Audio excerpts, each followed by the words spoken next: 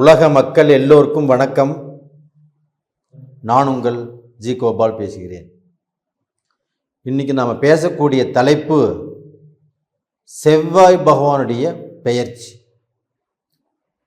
மிதுன ராசிக்காரங்களுக்கு எப்படி இருக்கும் அதை பற்றி தான் இந்த பதிவில் நம்ம பார்க்க போகிறோம். மிதுன ராசி எப்பவுமே அதி புத்திசாலிகள் சொல்லுவாங்க மிதுன ராசிக்காரங்களை. அப்போ அந்த அதி புத்திசாலிகளாக இருந்து பிறரை வாழ வைத்து அழகு பார்த்தவர்கள் அந்த மிதுன ராசிக்காரங்கள். எப்பவுமே மிதுன ராசிக்காரங்க கொஞ்சம் சுறுசுறுப்பு ஜாஸ்தி, கொஞ்சம் வேகமும் ஜாஸ்தி, பேச்சாற்றலும் ஜாஸ்தி. எப்பவுமே அடுத்தவங்க சொல்றத அவங்க பார்க்க போனால் செவி கொடுத்து கேட்க மாட்டாங்க. இவங்க தான் அதிகமாக பேசிட்டே இருப்பாங்க. எப்படியோ இன்னைக்கு வரைக்கும் அவங்களுடைய சுய அமைப்பு என்ன சொல்லுதுன்னா, இன்னைக்கு வரைக்கும் அடுத்தவங்களை வாழ வச்சுட்டு இருக்கிறாங்க. அவங்களுடைய தகுதி, அவங்களுடைய தரம், அவங்களுடைய எல்லா விஷயத்தையும் எடுத்துட்டா கூட அந்த தகுதி தரத்தில் பார்க்க போனால் அவங்க குறைஞ்சி தான் போயிட்டு இருக்கிறாங்க. அவங்க மேலே வருவதற்குண்டான வாய்ப்புகள் வந்தாச்சு. அப்போ டோட்டலாக பார்த்தீங்கன்னா மிதுன ராசிக்கு செவ்வாய் பகவான் எங்கே இருக்கிறார்னா 7ஆம் இடத்துல இருக்கிறார். அந்த 7ஆம் இடத்துல செவ்வாய் இருந்து, அந்த 7ஆம் இடத்துல செவ்வாய் இருக்கிறார்னா மிதுன ராசிக்கு 11ஆம் இடத்து அதிபதி 7ஆம் இடத்தில் இருப்பது யோகம். அந்த 7ஆம் இடத்தில் இருந்து தனக்கு பார்க்க போன பார்ட்னர்ஷிப் நல்லா இருக்கணுமா, கண்டிப்பாக நல்லது செஞ்சு வைப்பார். கணவன் மனைவிக்குள்ளே நல்லா இருக்கணுமா, அதுவும் நல்லது செஞ்சு வைப்பார். பிரிந்த உறவுகளை சேர்த்து வைப்பார். அது அண்ணன் தம்பியாக இருக்கட்டும், அக்கா தங்கச்சியாக இருக்கட்டும், கணவன் மனைவியாக இருக்கட்டும். அப்போ டோட்டலாக பார்த்தீங்கன்னா இவங்களுடைய வெளிநாட்டு பயணம், அதாவது 7ஆம் இடத்தை பார்க்குறாங்கன்னா தொலைதூர பயணத்தால் வெற்றி. அப்போ வெளிநாட்டு பயணம். அப்போ அந்த வெளிநாட்டு பயணத்துக்கு இவங்க முயற்சி பண்ணுறாங்கன்னா கண்டிப்பாக அது சக்ஸஸ் ஆகும். அது மட்டும் இல்லைங்க, இந்த 7ஆம் வீட்டில் இருக்கக்கூடிய அந்த செவ்வாய் பகவானை குரு பகவான் 9ஆம் பார்வையாக அந்த செவ்வாயை பார்க்குறாங்க. அப்போ அந்த குரு பகவானாகப்பட்டது செவ்வாயை பார்க்கும்போது, ஒரு கிரகத்தை ஒரு குரு பகவான் பார்க்குறாரு அப்படின்னாவே அந்த கிரகத்துக்கு இருக்கக்கூடிய தோஷங்கள் விலகும், கோடி புண்ணியம் கிடைக்கும் அப்படிங்கிறது ஐதீகம். அப்போ அங்கே செவ்வாய் சுத்தமாயிட்டாரு. அந்த சுத்தமாக இருக்கக்கூடிய அந்த செவ்வாய் ஆகப்பட்டது உங்களுக்கு 7ஆம் இடத்துல என்னென்ன பலன் கிடைக்கணுமோ எல்லா பலனும் உங்களுக்கு கிடைக்கும். அப்போ பார்ட்னர்ஷிப்பால் உங்களுக்கு நல்லது நடக்கணுமா, கண்டிப்பாக நல்லது நடக்கும். அவங்க உங்களுக்கு பார்க்க போனால் சேர்ந்து உங்களோட ஒர்க் பண்ணணுமா, கண்டிப்பாக ஒர்க் பண்ணுவாங்க. இல்லை அவங்களுக்கு உங்களுக்கு ஆகாது அப்படின்னா பிரித்து விட்டுருவார். தொழிலில் உங்களுக்கு பார்க்க போனால் வேலை ஆட்கள் நல்ல முறையில் உங்களுக்கு சேருவாங்களா, கண்டிப்பாக சேருவாங்க. இதற்கு முன்னால் வேலையாட்கள் சரியில்லை, வேலையாட்கள் அமையலை, என்னுடைய பிஸ்னஸ் போச்சு, நீங்களே களத்தில் இறங்கி வேலை செஞ்சாலும் பத்தில், இது மாதிரி எவ்வளவோ குழப்பங்கள் இருந்திருக்கலாம், எவ்வளவோ கஷ்டத்துக்கு நீங்கள் ஆளாக இருக்கலாம். வேலையாட்கள் அமையாமல் இருந்தது.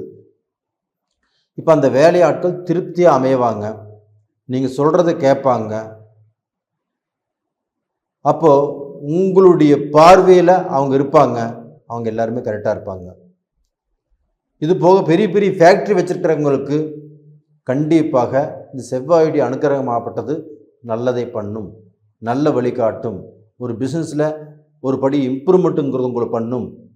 அப்போ கோடீஸ்வரங்களுக்கு ஆகப்பட்டது மீண்டும் பல கோடிகளை சம்பாதிப்பதற்கு உண்டான வழிவகைகளை இந்த செவ்வாய் பகவான் கண்டிப்பாக காட்டுவார். அது மட்டும் இல்லைங்க, உங்களுக்கு 5ஆம் இடத்து அதிபதி யாருன்னா சுக்கிர பகவான்.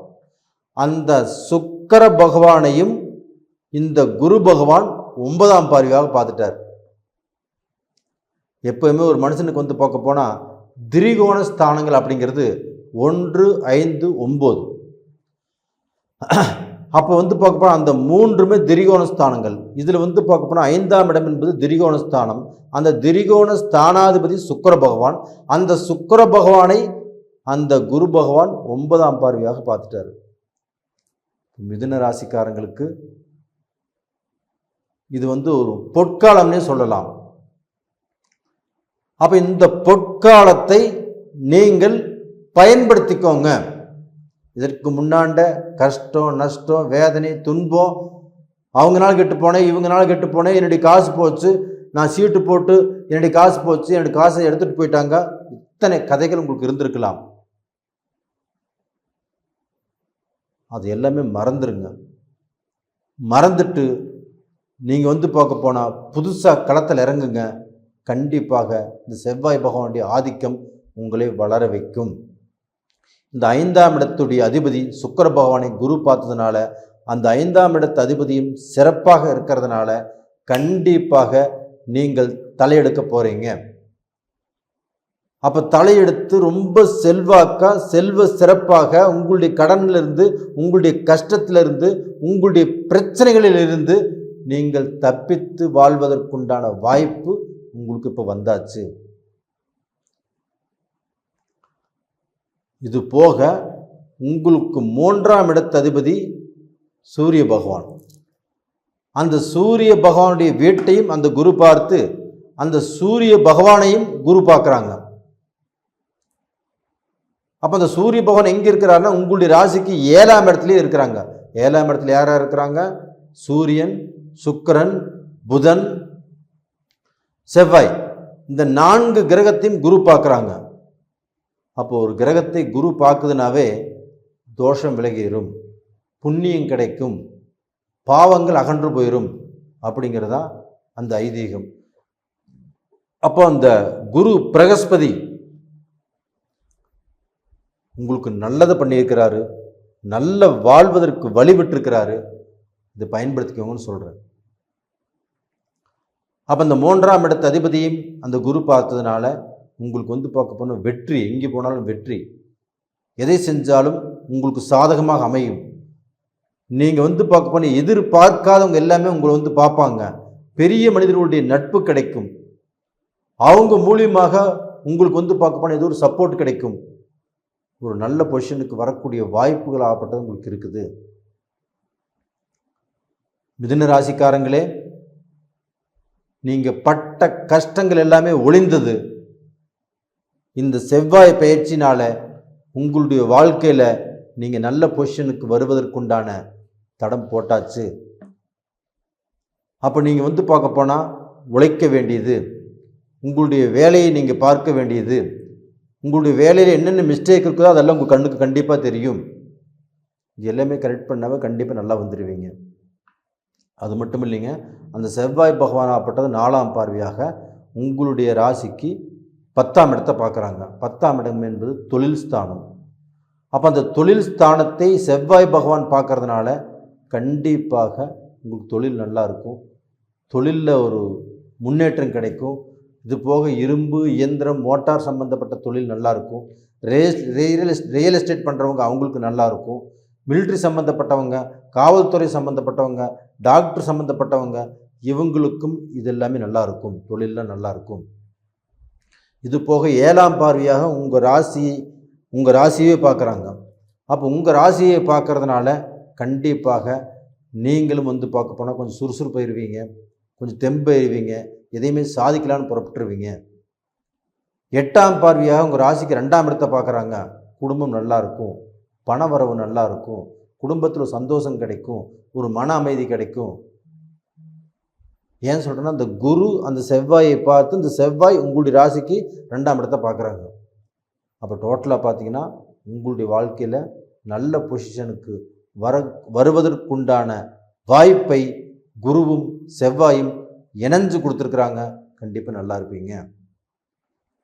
இது போக நீங்கள் என்னுடைய சேனலை ரொம்ப நல்லா பார்த்துட்டு வந்துட்டுருக்கிறீங்க, சப்ஸ்கிரைப் பண்ணுறீங்க.